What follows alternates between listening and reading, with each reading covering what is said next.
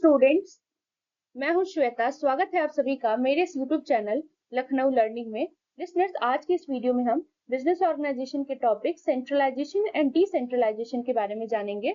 ये क्या होता है। सो आइए स्टार्ट करते हैं। लिसनर्स, अगर अभी तक आपने हमारे इस वीडियो को लाइक शेयर एंड सब्सक्राइब ना किया हो तो कर लें, ताकि आपको आने वाले हमारे जितनी भी वीडियो है उसका नोटिफिकेशन टाइम टू टाइम मिलता रहे और आप इससे लिंक भी रहे। सो लिसनर्स, आइए स्टार्ट करते हैं।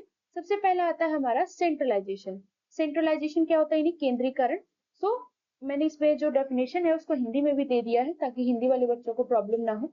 तो बात करते हैं डेफिनेशन की। Centralization refers to the concentration of decision making authority at the top level of the organizational hierarchy. Key decisions are made by a few individuals और अ सर्टेन बॉडी। यानी क्या बोला गया है, सेंट्रलाइजेशन क्या करता है, सिर्फ और सिर्फ जो भी ऑर्गेनाइजेशनल हायरार्की के जो टॉप लेवल मैनेजमेंट होती है उसके डिसीजन मेकिंग यानी उसके पावर के बारे में बात करता है, उसके बारे में ही सिर्फ बात करता है। बाकी कोई और है उसके बारे में ये बिल्कुल भी बात नहीं करता है।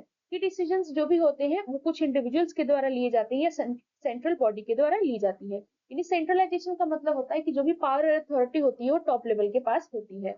नेक्स्ट हम बात कर लेते हैं लिसनर्स इसके कुछ एडवांटेज और डिसएडवांटेज के बारे में। तो आपका पहला आता है हमारा एडवांटेज।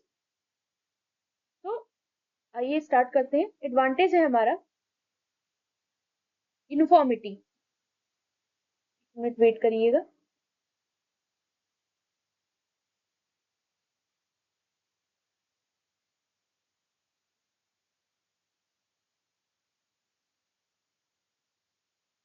एडवांटेजेस की बात करें तो पहला आता है यूनिफॉर्मिटी, यानी ensures consistent policies and procedures across the organisation. यानी कि ये जो पॉलिसीज और प्रोसीजर ऑर्गेनाइजेशन में बना देंगे उसी चीज को फॉलो करना होगा। दूसरा आता है कंट्रोल, यानी कि इनका पूरा कंट्रोल होता है उन सारी चीजों पर और कोऑर्डिनेशन पर, जितनी भी चीजें ऑर्गेनाइजेशन में चल रही होती हैं इन्हीं का कंट्रोल होता है। नेक्स्ट आता है efficiency. Decision making can be quicker as it involves fewer people. यानी कि कुछ ही लोग होते हैं इसमें, इसलिए यहाँ पर डिसीजन मेकिंग जो होता है बहुत जल्दी होता है। यानी कि टॉप लेवल होता है तो सिर्फ कुछ लोग हैं तो वो लोग अपना डिसीजन खुद ही ले लेते हैं। नेक्स्ट आता है resource allocation. Easier to allocate resources effectively without redundancy. यहाँ पर रिसोर्सेज को एलोकेट कर लिया जाता है बहुत ही इजिली, बिना किसी हस्तक्षेप के या रिडंडेंसी के। अब हम डिसएडवांटेज की बात कर ले लिसनर्स। डिसएडवांटेजेस क्या क्या है सेंट्रलाइजेशन के। तो पहला आता है bureaucracy, can lead to excessive bureaucracy in slower responsive times. यानी ब्यूरोक्रेसी बहुत ज्यादा होती है और रिस्पॉन्स टाइम भी यहाँ पर बहुत स्लो हो जाता है। क्यों? क्योंकि सिर्फ सारे डिसीजन जो है टॉप लेवल ही लेता है, तो इसमें बाकी जो लेवल्स ऑफ मैनेजमेंट है उनका कोई रोल नहीं होता है, तो इसकी वजह से। नेक्स्ट आता है हमारा सेकंड, ओवर बर्डन लीडरशिप। यानी कि बोला गया सेंट्रल लीडर्स में बिकम ओवरवेलकम with the volume of decision. यानी जो भी इसमें लीडर्स होते हैं उनके ऊपर बहुत ज्यादा भार होता है डिसीजंस का और सारी चीजों का। नेक्स्ट आता है लिमिटेड क्रिएटिविटी।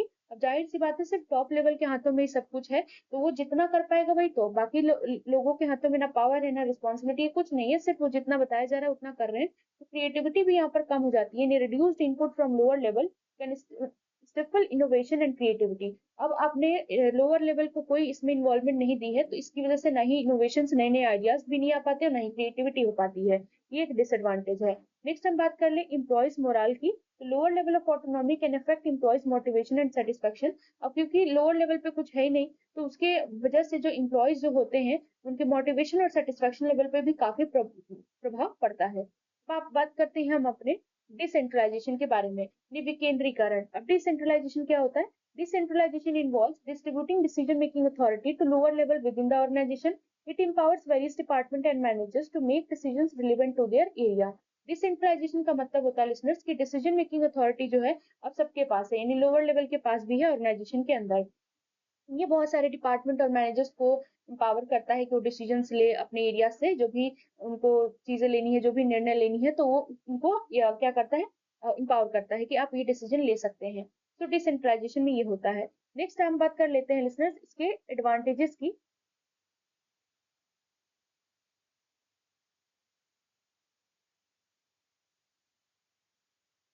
एक मिनट वेट करें। एडवांटेजेस है responsiveness. Local managers can make decisions quickly, responding better to local needs and conditions.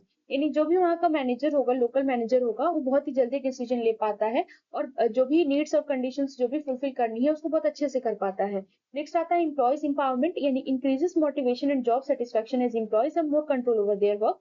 इससे क्या होता है इसमें, क्योंकि अब लोअर लेवल भी इसमें इसमें शामिल हो जाता है, तो इसमें क्या होता है कि उनका मोटिवेशन लेवल बढ़ जाता है और जॉब सेटिस्फेक्शन भी, तो एम्प्लॉयज का ज्यादा कंट्रोल होता है क्योंकि उनके काम पर। नेक्स्ट आता है इनोवेशन। इनोवेशन में क्या बताया गया listeners, encourages creativity and innovation bye involving more people in the decision making process. ये क्रिएटिविटी को बढ़ाता है और इनोवेशन को भी, कि कैसे, ज्यादा लोगों को इन्वॉल्व करके डिसीजन मेकिंग प्रोसेस में। नेक्स्ट आता है हमारा फ्लेक्सिबिलिटी। इन्हें बोला गया है more adaptable to changes and more resilient against localized issue. यानी जो भी चेंजेस होते हैं अच्छे से अडॉप्ट कर लेते हैं और कोई भी लोकलाइज्ड इशू है तो उसको भी सॉल्व कर ले जाते हैं। तो ये कुछ एडवांटेजेस हैं आपके डिसेंट्रलाइजेशन के। डिसएडवांटेज की बात करें तो पहला आता है coordination issue, can lead to inconsistencies and difficulties in coordinating efforts across the organisation. यानी पूरे ऑर्गेनाइजेशन में कोऑर्डिनेट करने की बात आती है तो वहां पर प्रॉब्लम्स आने लगती हैं, यानी कि इनकंसिस्टेंसी होने लगती है, डिफिकल्टी आने लगती है। रिसोर्स डुप्लीकेशन होता है, यानी risk of redundant efforts and inefficient use of resources. Resources का इनएफिशिएंट यूज होता है। दूसरा आता है हमारा कंट्रोल चैलेंजेस, यानी कि harder to maintain strong oversight and control over the entire organisation. अब क्या होता है कि सब इसमें जैसे लोअर लेवल भी इन्वॉल्व है डिसीजन मेकिंग में, तो इसमें क्या होता है कि सब कुछ मेंटेन करना बहुत ज्यादा डिफिकल्ट हो जाता है और कंट्रोल करना पूरे ऑर्गेनाइजेशन को, यानी हार्डर हो जाता है मेंटेन करना जो भी चीजें हैं और कंट्रोल करना। वेरिंग स्टैंडर्ड मतलब क्या है लिसनर्स, कि इसमें बोला गया है कि जब भी हम, क्योंकि इसमें हमें सारे लोग डिसीजंस ले पाते हैं, तो इसमें क्या होता है कि अब आपका डिसीजन ही मायने नहीं रखता, बाकी लोगों का भी डिसीजन मायने रखता है, तो इसमें बहुत ज्यादा डिफिकल्ट होता है कोई भी चीजों को देखना या फिर स्ट्रॉन्ग ओवरसाइट को मेंटेन करना और कंट्रोल करना सारे ऑर्गेनाइजेशन पर।